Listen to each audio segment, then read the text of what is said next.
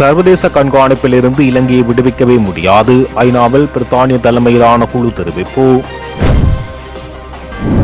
இப்ராஹிம் விடுதலை யாருடைய ஆட்சியில்? மஹிந்த ஜெயசிங்க கேள்வி. தேசங்களின் இறமை மீதான பேரிடி, அலி காமனி படுகொலைக்கு ரிசாத் கண்டனம். சலே உட்பட ராஜபக்ச தரப்பை காப்பாற்ற போடப்பட்டுள்ள பயங்கர திட்டம் அம்பலம், அதிரடியாக களமிறங்க உள்ள குழு.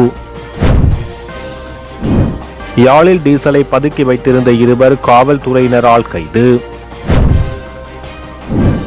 ஈரானில் 1000க்கும் மேற்பட்ட பொதுமக்கள் பலி. யாழில் 4 நாட்களில் 7.5 லட்சம் லிட்டர் பெட்ரோல் விற்று தீர்ப்பு, இன்றும் 3 லட்சம் லிட்டர் பெட்ரோல் விநியோகிக்க நடவடிக்கை. இன்றும் சீரான முறையில் எரிபொருள் விநியோகம், இலங்கை பெட்ரோலிய கூட்டுத்தாபனம் அறிவிப்பு. கல்வி சீர்திருத்தங்களை வலுப்படுத்துவது குறித்து பிரதமருக்கும் ஆசிய அபிவிருத்தி வங்கி அதிகாரிகளுக்கும் இடையில் கலந்துரையாடல். இலங்கை கடற்பரப்பில் விபத்துக்குள்ளானது ஈரான் கப்பல், அமைச்சர் உறுதி. ஈரான் கப்பல் மீது இலங்கையில் தாக்குதலா? அரசிடம் விளக்கம் கோருகிறார் சாமர சம்பத். தொடர்பான விரிவான செய்திகள். இலங்கையில் நீண்ட காலமாக சர்ச்சைக்குரியதாக இருந்து வரும் பயங்கரவாத தடை சட்டத்தை முழுமையாக நீக்க வேண்டும் அல்லது அதன் பயன்பாட்டை தவிர்க்க வேண்டும் என ஐக்கிய நாடுகள் மனித உரிமைகள் பேரவையில் இலங்கை தொடர்பான முக்கிய குழு வலியுறுத்தியுள்ளது. பிரித்தானியா, கனடா, மலாவி, மொண்டினீக்ரோ மற்றும் வடக்கு மெசிடோனியா ஆகிய நாடுகள் அடங்கிய இந்த முக்கிய குழுவின் சார்பில் பிரித்தானியாவின் மனித உரிமைகள் தூதுவர் எலினோர் சாண்டர்ஸ் இந்த விசேட அறிக்கையை சமர்ப்பித்துள்ளார். அறிக்கையில் முக்கிய அம்சங்களாக தற்போது முன்மொழியப்பட்டுள்ள பயங்கரவாதத்திலிருந்து அரசை பாதுகாக்கும் சட்டம் முந்தைய சட்டத்தை விட மிகவும் பாரிய மனித உரிமை மீறல் கவலைகளை தோற்றுவிப்பதாக குழு சுட்டிக்காட்டியுள்ளது. எந்தவொரு பயங்கரவாத எதிர்ப்பு சட்டமும் இலங்கையின் சர்வதேச மனித உரிமை பொறுப்புகளுக்கு இணங்க அமைவது அவசியம் என வலியுறுத்தப்பட்டது. இராணுவத்தின் வசமுள்ள காணிகள் சில விடுவிக்கப்பட்டுள்ளதை ஏற்றுக்கொண்டாலும் அந்த செயல்முறை மிகவும் மந்தகதியில் உள்ளதாக கவலை தெரிவிக்கப்பட்டுள்ளது. மோதல்களில் உயிரிழந்தவர்களை நினைவு கூறுவதற்கு அனைத்து சமூகங்களுக்கும் அனுமதி வழங்கப்பட்டுள்ளமை வரவேற்றுள்ள எலினோர் சாண்டர்ஸ் அது நல்லிணக்கத்துக்கு மிக அவசியம் என தெரிவித்துள்ளார். நிலைமாறு கால நீதி, இனவாத எதிர்ப்பு மற்றும் மனித உரிமை மீறல் வழக்குகள் குறித்து ஜனாதிபதி அனுகுமார் திசாநாயக்க வழங்கிய வாக்குறுதிகளை குழு கவனத்தில் கொண்டுள்ளது. இருப்பினும் களத்தில் அதன் முடிவுகள் இன்னும் மட்டுப்படுத்தப்பட்ட அளவிலேயே உள்ளன. சாட்சிகள், பாதிக்கப்பட்டவர்கள் மற்றும் ஊடகவியலாளர்கள் மீதான அச்சுறுத்தல்கள் தொடர்வதாக குழு குற்றம் சாட்டியுள்ளது. திட்டமிடப்பட்டுள்ள சுயாதீன அரச வழக்கு தோழர் அலுவலகம் வரும் பேச்சளவிலிருந்து செயற்பாட்டுக்கு வர வேண்டும் என வலியுறுத்தப்பட்டுள்ளது. மோதல் காலங்களில் இடம்பெற்ற பாலியல் வன்முறைகள் தொடர்பான ஐநா மனித உரிமை ஆணையாளர் அலுவலகத்தின் அறிக்கையை ஏற்றுக்கொண்டுள்ள குழு பாதிக்கப்பட்டவர்களுக்கு தகுந்த நீதி கிடைப்பதை இலங்கை அரசு உறுதி செய்ய வேண்டும் என கேட்டுக்கொண்டுள்ளது. ஜூன் மற்றும் செப்டம்பர் கூட்டத்தொடர்களிலேயே இலங்கை குறித்த விரிவான எழுத்துப்பூர்வ அறிக்கைகள் மற்றும் தீர்மானங்கள் மீதான விவாதங்கள் இடம்பெறுவது வழக்கம். ஆனால் மார்ச் மாதம் நடைபெறும் இந்த 61வது கூட்டத்தொடரில் இணை அனுசரணை குழு ஒரு வாய்மொழி மூல அறிக்கையை சமர்ப்பித்துள்ளமையானது இலங்கையை சர்வதேச கண்காணிப்பிலிருந்து விடுவிக்க சர்வதேச சமூகம் இன்னும் தயாராகவில்லை என்பதை காட்டுகிறது. விவாதங்கள் இல்லை என்று எதிர்பார்க்கப்பட்ட ஒரு கூட்டத்தொடரில் இவ்வாறானது ஒரு விரிவான மற்றும் விமர்சன ரீதியான அறிக்கை முன்வைக்கப்பட்டிருப்பது எதிர்வரும் செப்டம்பர் மாதம் நடைபெறவுள்ள பிரதான கூட்டத்தொடருக்கான ஒரு முன்னெச்சரிக்கை அறிவிப்பாக கருதப்படுகிறது. இப்ராஹிம் பற்றி எதிர்க்கட்சியினர் குறிப்பிடுகின்றார்கள். இந்த இப்ராஹிம் யாருடைய ஆட்சியில் விடுவிக்கப்பட்டார் என்பதையும் குற்றச்சாட்டுகளை முன்வைக்கும் எதிர்க்கட்சியினர் குறிப்பிட வேண்டும். 2022 5/25 தேதி நாமல் ராஜபக்சவின் சித்தப்பாவான கோட்டபய ராஜபக்சவின் ஆட்சியில்தான் இப்ராஹிம் விடுவிக்கப்பட்டார். இவர்கள் தற்போது இதனை குறிப்பிடுவதில்லை என தொழில் பிரதி அமைச்சர் மஹிந்த ஜெயசிங்க தெரிவித்தார்.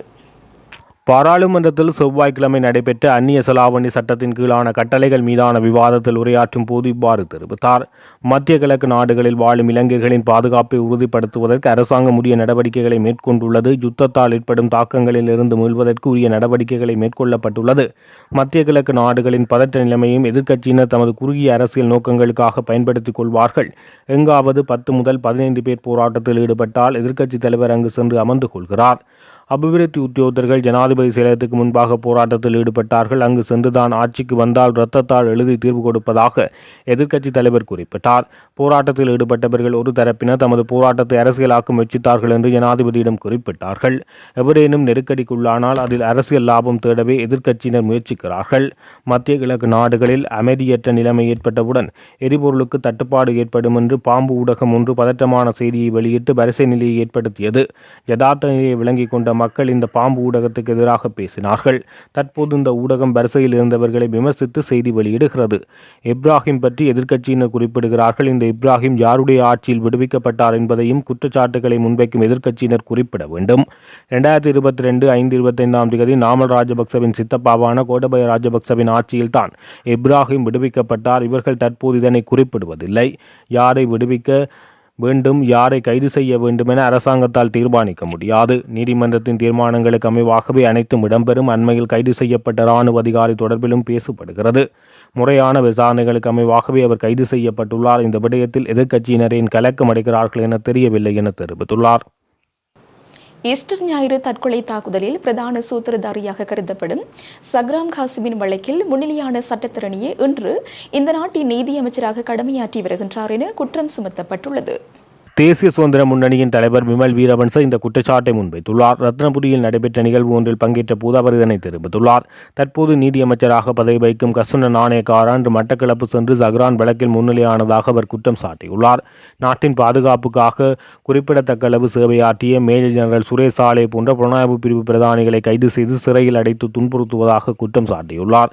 எனினும் சஹ்ரான் போன்ற குற்றவாளிகள் சார்பில் முன்னிலையான சட்டத்தரணிகள் இன்று அமைச்சர் பதவி வகிப்பது நகைப்புக்குரியது என தெரிவித்துள்ளார். அரசாங்கத்தின் இந்த நடவடிக்கைகள் ஊடாக தமிழீழ விடுதலை புலி புலம்பியர் சமூகம் மகிழ்ச்சி அடையும் எனவும் நாட்டின் புலனாய்வு மற்றும் பாதுகாப்பு கட்டமைப்பு பலவீனமடையும் எனவும் அவர் சுட்டிக்காட்டினார். படைவீரர் என்ற சொல்லை பயன்படுத்துவதற்கு இந்த அரசாங்கம் தயங்குவதாக குற்றம் சுமத்தியுள்ளார். புத்தாண்டு கொண்டாட்டங்களை அரசாங்கம் உதாசீனம் செய்ததாகவும் அரசாங்கம் கலாச்சாரங்களை பேணுவதற்கு நாட்டம் காட்டவில்லை எனவும் தெரிவித்துள்ளார். தற்போதுள்ள அரசாங்கம் பொருளாதாரத்தை கையாள்வதில் தோல்வியடைந்துள்ளது எனவும் கள்வர்களை கைது செய்வதாக கூறி ஆட்சிப்பிடமேறிய இந்த அரசாங்கம் பட்டப்பகலில் கொள்ளைகளில் ஈடுபடுவதாக தெரிவித்துள்ளார். குறிப்பாக நிலக்கரி இறக்குமதியில், தரம் குறைந்த மருந்து பொருள் இறக்குமதியில், அரிசி கட்டுப்பாட்டு விலையில் விற்பனை செய்வதில் போன்ற பல்வேறு விடயங்களில் ஊழல் மோசடிகள் இடம்பெற்றுள்ளதாக அவர் குற்றம் சாட்டியுள்ளார். மேலும் மக்களை துன்புறுத்தும் வகையில் இந்த அரசாங்கம் செயற்பட்டு வருகிறது எனவும் தெரிவித்துள்ளார். கொள்கைகளை காட்டிக் கொடுக்காத நாட்டின் கலாச்சாரத்தையும் இன உரிமைகளையும் அறிந்து புதிய தலைமை ஒன்று தற்போது நாட்டுக்கு அவசியமாகிறது என விமல் வீரவன்ச தெரிவித்துள்ளார். ஈரான் மீதான ஆக்கிரமிப்பு தாக்குதல்கள் மற்றும் அந்நாட்டின் ஆன்மீக தலைவர் அயதுல்லா அலி ஹமீனி கொல்லப்பட்டதற்கு அகில இலங்கை மக்கள் காங்கிரஸ் தனது வன்மையான கண்டனங்களை வெளியிட்டுள்ளது. ஈரானின் ஆட்புல் ஒருமைப்பாட்டுக்கு தமது கட்சி பூரண ஆதரவை வழங்கும் என கட்சியின் தலைவரும் பாராளுமன்ற உறுப்பினருமான ரிசாட் பதியுதீன் தெரிவித்தார். மக்கள் காங்கிரஸ் வெளியிட்டுள்ள உத்தியோகபூர்வ அறிக்கையில் முக்கிய அம்சங்களில் அயதுல்லா அலி கமேனி கொல்லப்பட்ட செய்தி ஆழ்ந்த அதிர்ச்சி அளிக்கிறது. இது ஒரு தனிப்பட்ட தலைவரின் மரணம் மட்டுமல்ல, ஒரு தேசத்தின் இறமை மற்றும் ஆட்புல் ஒருமைப்பாட்டின் மீது நடாத்தப்பட்ட நேரடி தாக்குதலாகும். சர்வதேச சட்டங்களையும் ஒழுங்கு விதிகளையும் மீறி கொடூரம் அரங்கேற்றப்பட்டுள்ளது. ஸ்டேலின் தாக்குதல்கள் தீவிரமடைந்துள்ள நிலையில் மத்திய கிழக்கு பிராந்தியம் பாரிய ஸ்திரமின்மையை எதிர்நோக்கியுள்ளது. சுதந்திர தேசங்களை இல்லாதொழிப்பதற்கான அப்பட்டமான அத்துமுறைகளே இவை. இந்த அராஜகங்களை நீதிக்கு முன்னால் ஒருபோதும் நியாயப்படுத்த முடியாது. ஆதரவு என்ற போர்வையில் நாடுகளின் உரிமைகளை களவாடும் கபட அரசியலுக்கு மத்திய கிழக்கு நாடுகள் மண்டியிடக்கூடாது. இறமை அடிமைப்படுத்தப்படுவதை ஜனநாயகம் ஒருபோதும் ஏற்காது. வன்முறைகள் மற்றும் படுகொலைகள் மூலம் ஒருபோதும் சமாதானத்தையோ நீதியையோ அடைந்துவிட முடியாது. எனவே மத்திய கிழக்கில் நிலவும் மோதல்களை பேச்சுக்கள் ஊடாக தீர்த்து வைப்பதை எமது கட்சி விரும்புகிறது. ஈரானின் ஒருமைப்பாட்டுக்கு பூரண ஒத்துழைப்பு வழங்குகின்றோம் என ரிசாட் பதியுதீன் தெரிவித்துள்ளார். புலனாய்வு பிரிவில் முன்னாள் தலைவரான ஓய்வு பெற்ற மேஜர் ஜெனரல் சுரேஷ் சாலே குற்றப்புலனாய்வுத் துறையினரால் கைது செய்யப்பட்டு விசாரணைக்காக தடுப்பு காவலில் வைக்கப்பட்டுள்ளார். இந்த நிலையில் இந்த விசாரணைகளை தடுப்பதற்கு முயற்சியொன்று நடப்பதாக தகவல் வெளியாகியுள்ளது. சுரேஷ் அலே கைதினை தொடர்ந்து பல அரசியல் முக்கியஸ்தர்களும் தங்களுடைய எதிர்ப்பினை வெளியிட்டு வந்தனர். தற்போது தங்கள் பெயரையும் சுரேஷ் அலே குறிப்பிடுவாரோ என்ற பயத்தில் அதனை தடுப்பதற்கு நடவடிக்கைகள் எடுக்கப்படுவதாக தகவல்கள் கிடைக்கப்பெற்றுள்ளது. விநாயகமூர்த்தி முரளிதரனின் குழுவை வைத்து மீண்டும் பிரச்சினை உருவாக்குவதற்கு எதிர்பார்த்துள்ளதாக சில தகவல்கள் வெளியாகியுள்ளது. இவர்கள் ராஜபக்ச தரப்பினருக்காக கருணாவின் வழிகாட்டுதல்களால் செயல்படுவார்கள் என குறிப்பிடப்பட்டுள்ளது. ராஜபக்சவினருக்கு ஏதாவது பிரச்சினை வந்தால் இந்த குழு களமிறக்கப்படும் என அரசியல் அவதானிகள் சிலர் தெரிவித்துள்ளனர். யாழில் டீசலை பதுக்கி வைத்திருந்த இருவர் காவல்துறையினரால் கைது செய்யப்பட்டுள்ளனர். யாழ்ப்பாணம் ஏழாலை பகுதியில் அதிகாலை சுன்னாக போலீசாரினால் குறித்த இருவரும் கைது செய்யப்பட்டுள்ளனர். சந்தேக நபர்கள் இருவரும் டீசலை பதுக்கி வைத்திருப்பதாக சுன்னாக போலீஸ் பொறுப்பதிகாரிக்கு கிடைக்கப்பெற்ற இரகசிய தகவல்களின் அடிப்படையில் இந்த கைது நடவடிக்கை முன்னெடுக்கப்பட்டது. இதன்போது இவர்களிடமிருந்து 800 லிட்டர் டீசலை பதுக்குவதற்கு பயன்படுத்தப்பட்ட வாகனம் என்பன கைப்பற்றப்பட்டுள்ளன. கைது செய்யப்பட்ட சந்தேக நபர்கள் இருவரையும் மல்லாகம் நீதிமன்றத்தில் முற்படுத்துவதற்கான நடவடிக்கைகளை போலீசார் மேற்கொண்டு வருகின்றனர். அமெரிக்கா மற்றும் ஈரானுக்கு இடையிலான போரில் 1000க்கும் மேற்பட்டோர் ஈரானில் கொல்லப்பட்டுள்ளதாக அறிக்கை வெளியாகியுள்ளது. சனிக்கிழமை போர் தொடங்கியதிலிருந்து குழந்தைகள் உட்பட 1000க்கும் மேற்பட்டோர் ஈரானில் கொல்லப்பட்டுள்ளதாக அமெரிக்காவை தளமாக கொண்ட மனித உரிமைகள் ஆர்வலர்கள் செய்தி நிறுவனம் தெரிவித்துள்ளது. செவ்வாய்க்கிழமை பிற்பகல் நிலவரப்படி 181 குழந்தைகள் உட்பட குறைந்தது 1097 பொதுமக்கள் கொல்லப்பட்டதாக குழு தெரிவித்துள்ளது.